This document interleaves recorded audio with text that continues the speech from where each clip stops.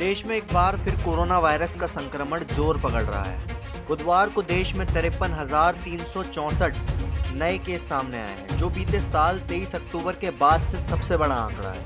आखिरी बार 23 अक्टूबर को देश में 54,350 नए केस मिले थे। उसके बाद लगातार नए केसों की संख्या में गिरावट देखने को मिल रही है, लेकिन इस महीने लगातार इजाफा हो रहा है। इस बीच भारतीय स्टेट बैंक की एक रिपोर्ट के मुताबिक देश में फरवरी से कोविड-19 के नए मामलों में लगातार तेजी दिख रही है। यह एक तरह से दूसरी लहर है। पूर्वानुमान के अनुसार 23 मार्च तक के रुझानों के आधार पर भारत में दूसरी लहर में कोरोना वायरस मामलों की कुल संख्या लगभग 25 लाख होने की आशंका है। रिपोर्ट में आशंका जताई गई है कि अप्रैल की दूसरे हफ्ते में इसका प्रभाव सार्वधानिक होगा। मौतों का आंकड़ा भी कम नहीं हो रहा है। बुधवार को कोरोना संक्रमण के चलते 248 लोगों की मौत हो गई है। हालांकि मंगलवार के मुकाबले यह थोड़ा राहत भरा है।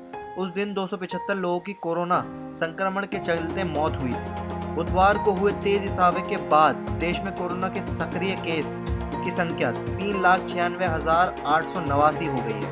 फिलहाल एक्टिव केसों की संख्या तेजी से बढ़ते हुए 4 लाख के करीब पहुंच रही है। महाराष्ट्र और दिल्ली में लोगों की चिंता बढ़ा दी है। स्वास्थ्य विभाग ने बीते 24 घंटों में राजधानी में कोरोना के 1224 नए मामलों की पुष्टि की है, जो इस साल अभी तक अधिकतम है। इससे पहले 28 दिसंबर 1418 लोग संक्रमित मिले थे।